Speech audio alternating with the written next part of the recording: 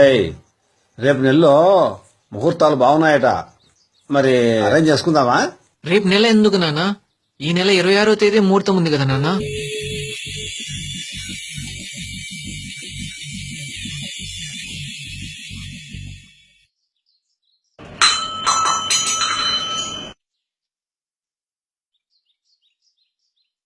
అయ్యో మావయ్య, మీకెందుకు, నేను చేస్తాను కదా.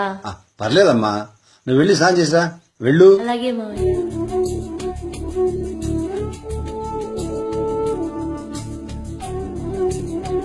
అరే మావయ్య, మీకెందుకు మావయ్య, నేను చేస్తాను కదా. పర్లేదులేమ్మా, చేస్తానులే మావయ్య. ఇలాంటి లక్షణమైన బాధ్యత దొరికింది మా వాడికి.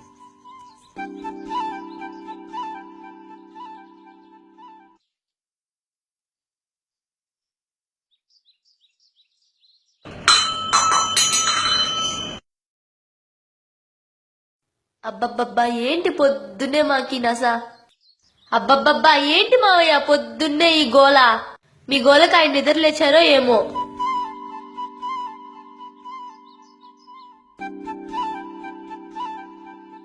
ఏంటో పొద్దున్నే ఈయన చాదేస్తాం, మళ్ళీ తాగొచ్చు కదట్టి. అమ్మాయి ఏదో చిరగ్గా ఉందనుకుంటా. మామయ్య, ఇక్కడ పెట్టిన పేస్ట్ ఏమైంది? ఏమమ్మా, పొద్దున పళ్ళు తోముకొని ఎక్కడో పెట్టి మర్చిపోయాను. ఎక్కడ పెట్టాల్సిన వస్తువు అక్కడ ఉంచారు. ఏంటో మామయ్య, ఇంత వయసు వచ్చినా మీకు బుద్ధే లేదు. ఛ! కనీసం ఆ కసువన్నా తొయ్యండి, నేను వెళ్ళి గిన్నెలు కడగాలి.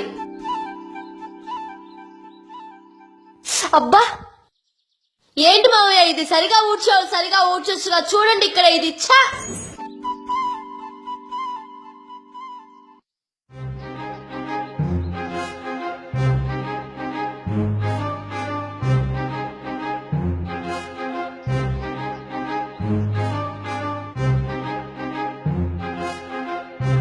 అబ్బబ్బబ్బా, ఏంటి మావయ్య ఇది? ఇప్పుడు ఆ ముక్కలకు నీళ్లు పోస్తే సాయంత్రం పోయొచ్చుగా. ఇదంతా గలీజ్ అయితే మళ్ళీ ఎవడు ఉరుస్తారు చెప్పండి? చెప్పిన పని తప్ప ఇంకా అన్ని చేస్తారు మావయ్య మీరు.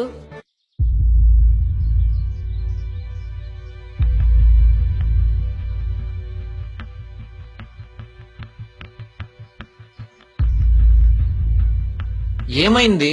ఏంటి ఏమైంది? మీ నాన్నతో ఒకటే తలనొప్పింది. చేతి మావయ్య అంటే అదే చేస్తున్నాను, నేను ఏగలేకపోతున్నానబ్బా. ఏంటి నాన్న ఇదంతా? నాదే తప్పు, అలా చేసి ఉండకూడదులే. అబ్బా, ఏంటి మావయ్య ఇది? ఇంకా నా వల్ల కాదు. ఏమైందమ్మా? ఏంటి మావయ్య, మొక్కలకు నీళ్లు పోయేదంటే నీళ్లు పోస్తారు, ఎక్కడ పెట్టిన వస్తువు అక్కడ ఉంచారు. ఎందుకని? ఏంటి ఇదంతా? నాకు కొంచెం మతిమరుపమ్మా, ఏమనుకోకు. అంత మతిమరుపున్న వారు 3 పూట్ల తినడం మర్చిపోరే. వయసు అయిపోతుంది కదమ్మా, ఆకలి గుర్తు చేస్తూ ఉంటుంది. వయసు అయిపోయిందన్నప్పుడు అలాగే ఏదో ఒక మూల పడుండొచ్చు కదా. మూల పడి ఉండడానికి నేనేమైనా వస్తువునామా? అవును, ఆ అన్ని వస్తువులు ఏదో ఒక రకంగా పనికొస్తాయి, మీరు తప్ప. వెళ్లి కూరగాయలు తెమ్మంటే కాలు నొప్పులు అంటారు. ఏ పని చెప్పినా ఆ నొప్పి ఈ నొప్పి అని చెప్పి నాకు తలనొప్పి తెప్పిస్తున్నారు. ఏంటమ్మా, నేను నీకు తలనొప్పి తెప్పిస్తున్నానా? అవును, ఇప్పుడు మీ వల్ల నా తల గోడకు కొట్టుకోవాలనిపిస్తుంది. ఏంటి ఇద్దరు? అసలు ఏం జరుగుతుంది ఇక్కడ? చూడండి మీ నాన్న ఎలా సతాయిస్తున్నాడు. ఏంటి నాన్న, ఏం జరిగింది? చేయొద్దన పనే చేస్తున్నాడండి. నాన్న, నేను జాబ్ వర్క్ చూసుకోమంటారా, మీ ఇద్దరు గొడవలు అలా చూసుకోమంటారా? చెప్పండి మీ నాన్నకి. ముందు నువ్వు లోపలికి పో. ఏంటి నాన్న, అసలు ఏం జరుగుతుంది ఇక్కడ? నేను అటు ఆఫీస్ లో వర్క్ చేయలేకపోతున్నాను, ఇటు మీ ఇద్దరి ప్రాబ్లమ్స్ ని సాల్వ్ చేయలేకపోతున్నాను నాన్న. అయితే ఇప్పుడు ఏమంటావురా? ఏంటి ఇప్పుడు ఏమంటావు నాన్న? దీనికంతా ఒక్కటే నాన్న పరిష్కారం. మీరు వృద్ధాశ్రమానికి వెళ్ళాలి నాన్న. అవునరా, నువ్వు చెప్పింది కరెక్టే. నేను అక్కడికి వెళితే నాకు మనశ్శాంతిగా ఉంటుంది, మీ ఆవిడకి మనశ్శాంతిగా ఉంటుంది.